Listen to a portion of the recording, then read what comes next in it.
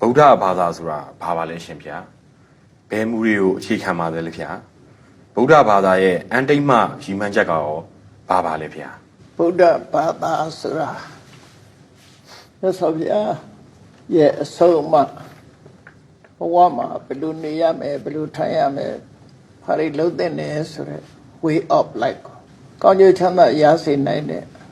လူတွေအကျိုးစီးပွားဖြစ်ထွန်းစေနိုင်တဲ့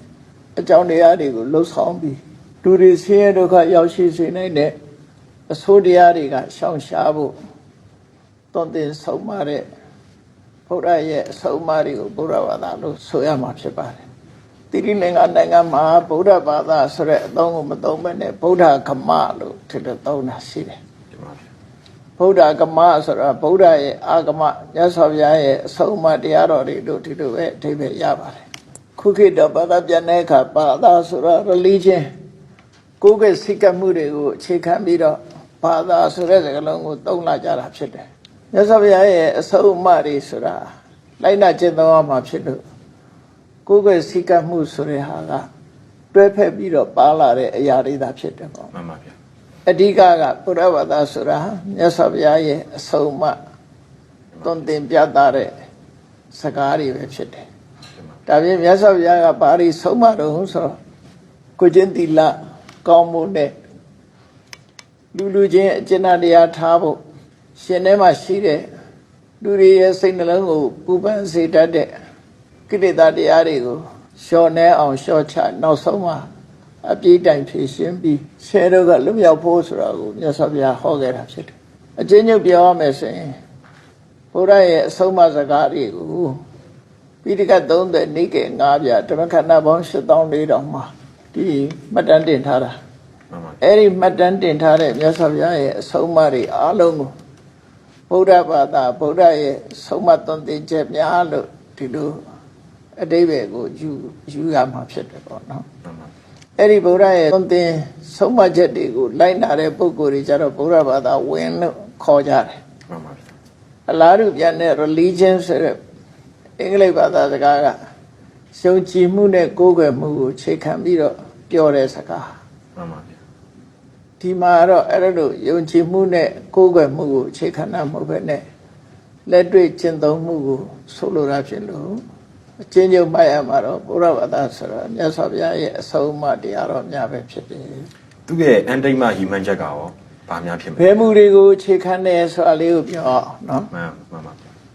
မူလို့ဆိုတာတဲ့ဘုရားဘာသာဖြစ်ဖို့အဓိကအကြောင်းတရားကတော့ကမ္မတက္ကတာသမ္မာဒိဋ္ဌိလို့ပါဠိမှာဆိုတာအဲ့ဒီကမ္မတက္ကတာသမ္မာဒိဋ္ဌိဆိုတာကိုလှုပ်တာကိုနဲ့သက်ဆိုင်တယ်လို့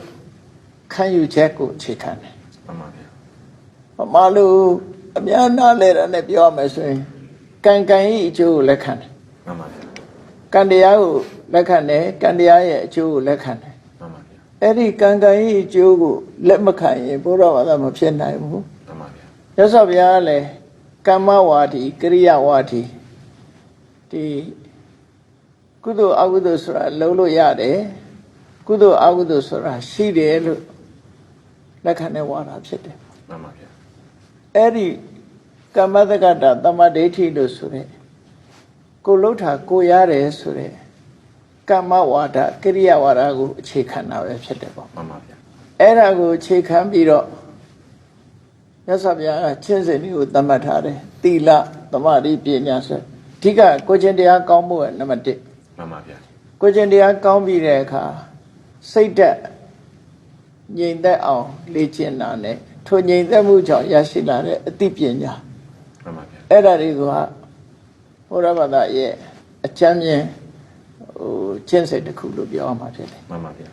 ဘုရားဘာသာရဲ့အတ္တိမရည်မှန်းချက်ကပါလေလို့ဆိုတာကြတော့ဆင်းရဲဒုက္ခအလုံးအဆုံးသတ်ရေးပဲဖြစ်တယ်မှန်ပါဗျာလူတွေတွေ့ကြုံနေရတဲ့ဆင်းရဲဒုက္ခဆိုတာမျိုးမျိုးရှိတယ်မှန်ပါဗျာအလုံးမရှောင်လွဲနိုင်တဲ့ဆင်းရဲဒုက္ခကတော့ဘာလို့ဆိုရင်ဒုက္ခရလာပြီးရင်တဖြည်းဖြည်းအိုမင်းလာခြင်းနောက်ဆုံးမှာသိဆုံးရခြင်းဆိုတာဒါအကြီးမားဆုံးဆင်းရဲဒုက္ခလို့ပြောမှာပဲဖြစ်တယ်မှန်ပါဗျာဒီကြားထဲမှာဆုံးရှုံးနေတာမှုတွေကြုံရလို့တောကဖြစ်ရတာတို့ငိုရတာတို့ ခန္ဓာကိုယ်မှာနာကျင်ကြိုက်ခဲတဲ့ဒုက္ခတွေကာယကဒုက္ခတွေခံစားရတာတို့စိတ်မချမ်းမသာဖြစ်တဲ့ဆင်းရဲဒုက္ခတွေခံစားရတာတို့စိတ်ပင်ပန်းမှုတွေခံစားရတာတို့ဆိုရယ်ရင်ထဲကအပူတွေအဲ့ဒီဒုက္ခတွေလုံးဝအဆုံးသတ်ဖို့ဆိုတာဘုရားဘာသာရဲ့အတ္တိမဤမှန်ချက်ပဲဖြစ်တယ် တင်ပါဗျာ နောက်တစ်ခုကအတိတ်ကိုပုံချသောဝါဒဟုတ်ပါသလားဆိုတာလေနော် တင်ပါဗျာ အတိတ်ကိုပုံချတဲ့ဝါဒလုံးဝမဟုတ်ဘူး တင်ပါဗျာ မြတ်စွာဘုရားကအတိတ်အကြောင်းတရားကိုလည်းလက်ခံတယ်ပစ္စုပန်အကြောင်းတရားကိုလည်းလက်ခံတယ် တင်ပါဗျာ အတိတ်ကြီးတတ်တတ်ပုံချတဲ့ဝါဒကိုပုပ္ပိကတဟေတုဝါဒလို့ခေါ်တယ်အဲ့ဒီဝါဒကဘုရားလက်မခံတဲ့ဝါဒပဲ တင်ပါဗျာ အရာရာဟာအတိတ်ကလုတ်ခဲ့လို့ဆိုတဲ့ဟာမျိုးလုံးဝလက်မခံဘူး တင်ပါဗျာ ပစ္စုပန်လောလောလတ်လတ်ဖြစ်ပေါ်နေတဲ့အကြောင်းတရားကိုလည်းထည့်သွင်းစဉ်းစားတယ် တင်ပါဗျာ အဲ့တော့အတိတ်ကအကြောင်းတရားပဲဖြစ်စီပစ္စုပန်အကြောင်းတရားပဲဖြစ်စီအဲ့ဒီသက်ဆိုင်ရာအကြောင်းတရားတွေကို